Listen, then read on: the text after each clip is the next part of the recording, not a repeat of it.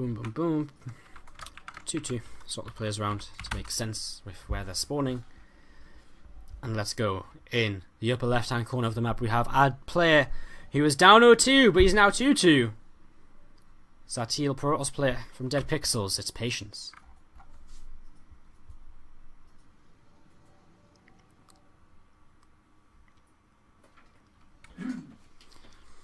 In the bottom right side of the map, it's our red Zerg player from Axiom Esports. It's Impact. Alright, so he's been playing fairly aggressively this series. That last game didn't quite work out for him. Let's see what he can do here in game number 5 to try and win this. King Sejong Station. Well, the only thing I can say is let's hope we don't see swarm hosts. It's been going, I mean, our Impact Axiom, our Impact Alive games were all pretty long, which is why it's actually taken so long today. So, might change the time for next week. I did originally have it as 11 PM Korean time, or 1 hour earlier than what we started today. But we were asked to move it backwards by sponsors, but I'm going to talk to him about it because it's gone on for quite some time. It's quite late for the Koreans. Alright, so an a probe. Moving out here from Patience. And he is opening with a Forge first once again, looking for the possibility to cannon rush, but again it's a spawning pool first for Impact, and there's not going to be any opportunities to cannon rush here. So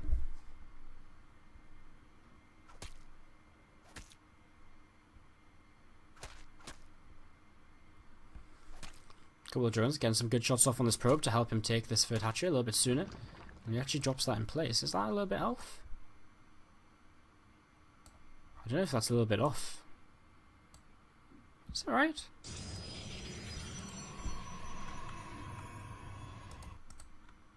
No, that can't be right. That must be like one square to the right, yeah? No, maybe not actually. Maybe I'm just being silly. I think I'm being silly. Okay, anyways. I think I am being silly. I think I'm just being... yeah, okay. Right, so a couple of Zerglings popping out. They're going to start chasing this probe back. And another drone moving out here. Just a gasless free hatch once again from Impact. So just responding to this Forge Fast Expand with the gasless free hatch. And it's going to drop this in a few moments.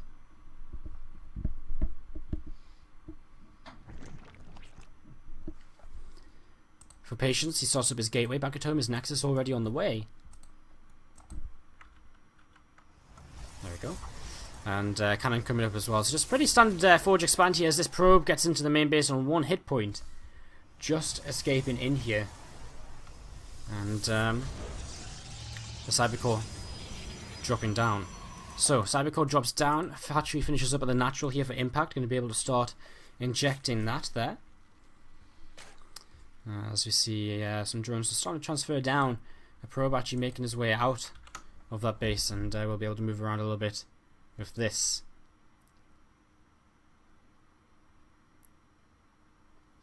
So, Patience.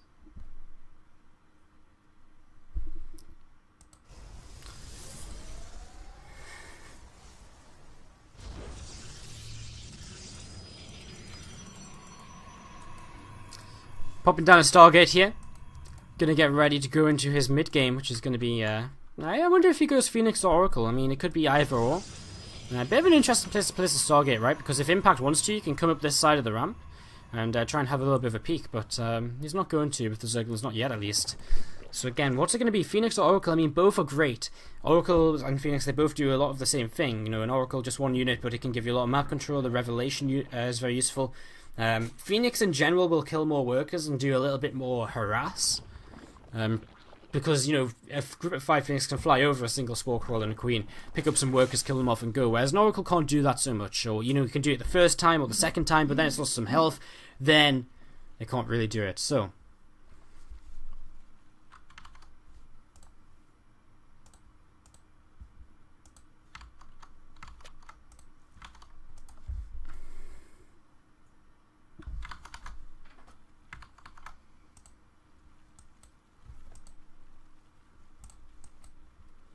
Circle speed starts up for Impact. He's just taking his gases in the last minute or so.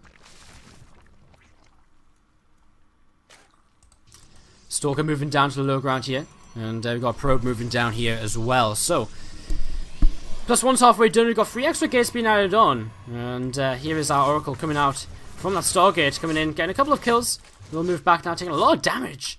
And again, has to be a little bit careful with that from now on then, because you won't be wanting to lose that. 4 gates in total here. No further tech just yet from Patience, and I imagine he might want to think about moving towards a third base. He's only got a single sentry right now. Double Evo Chamber coming in for Impact. Twilight Council going to get dropped for Patience, so again, possibility of just going into a +2 and blink. Patience is going to move over and go on to this Zergling, and Impact not quite going to move that away in time to keep it alive. And Patience is going to drop his third base here then in a few moments' time. So,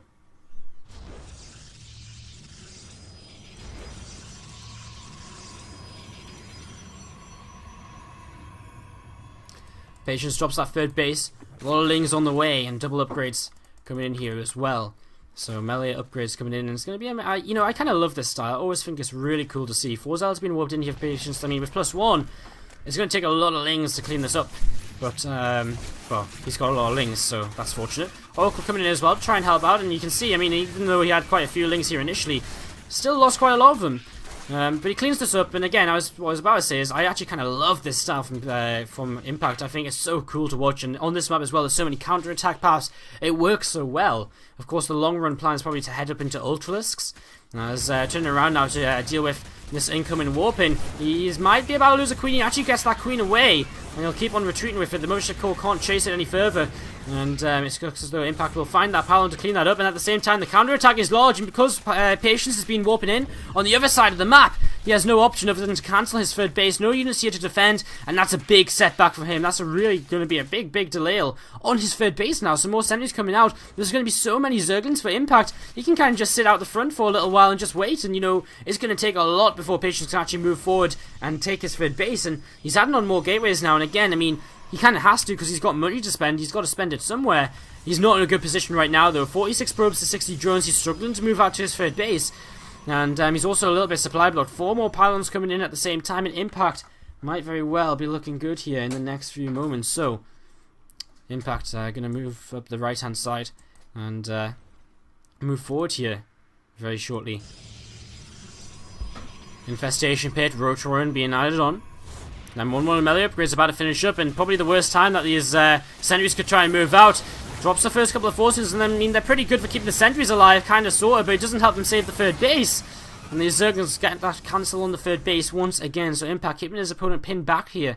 Well, at home again, Infestation Pit about to finish up, and we'll see where he goes in with this. I mean, does he go into Swarm Host? Does he go straight into Infestors? Does he just start that hive immediately here? Oh, well, there we go, Enduring Locust on the way, +1 missiles, +2 melee.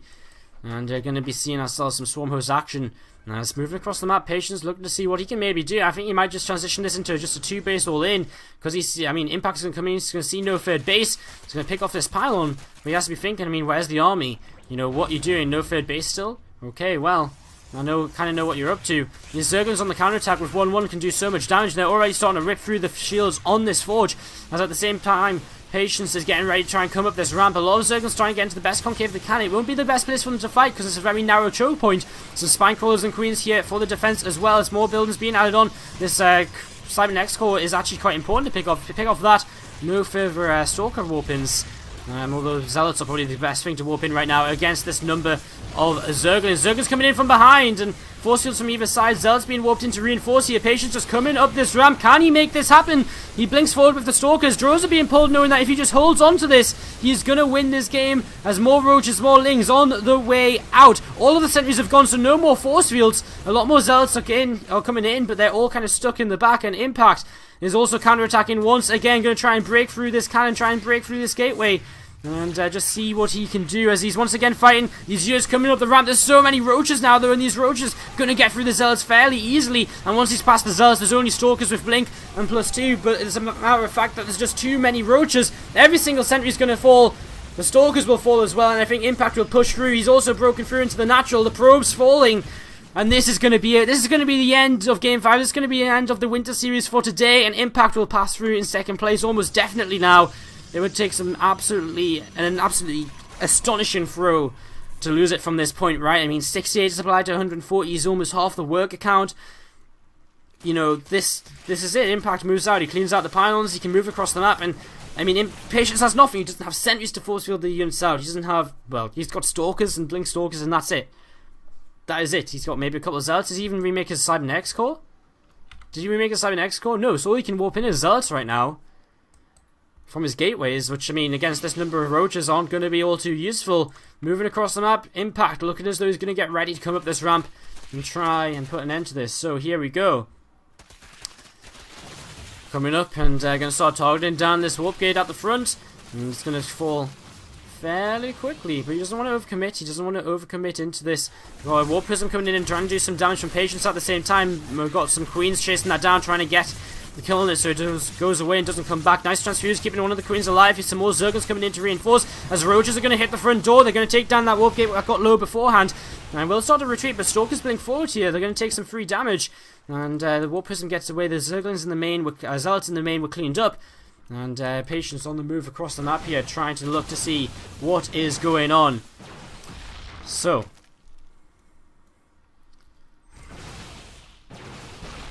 Roaches continue to retreat, and Patience will continue to pick these off. I mean, he's pretty much, I mean, he is all in, and 20 meters are probably going to seal the deal, but hey, let's stay hopeful. Let's try and imagine there's a way for Patience to make it through this. He's warping in a few more units here. He's going to try and come up to this natural expansion once again. I mean, he's got force fields, and hey, a Protoss player with force fields, who knows what they can do. But I mean, at this point, the Mutalisks, if they just fight with the Roaches and Lings, they're just going to win this fight on their own, probably. Well, that doesn't really make sense. If they fight with the Roaches and Lings, they're going to win the fight on their own. But it's getting to the point where there's not even that many units for Patience, so you can probably just more or less fight. And I'm actually surprised Impact is just base trading. I mean, I guess he just doesn't want to fight this number of sentries, but well, Mir's coming in here, and already probes are going down. All these probes in the natural are going to get cleaned up pretty swiftly, as these Zealots as well should get cleaned up, allowing the Zergons to come in. And the space trade does begin. So, sentries and Stalkers here, and Stalkers already blinking in towards the third base as well. Going to start picking off the Queen and the drones. I think every single probe. A couple of probes left on the map. Where are they? One probe left. There's only one probe left. It's on the natural, so Patience can't make any more buildings. The only building, in fact, he's only got the buildings over here. He can't take any building at all. And Impact's going to take down all of these.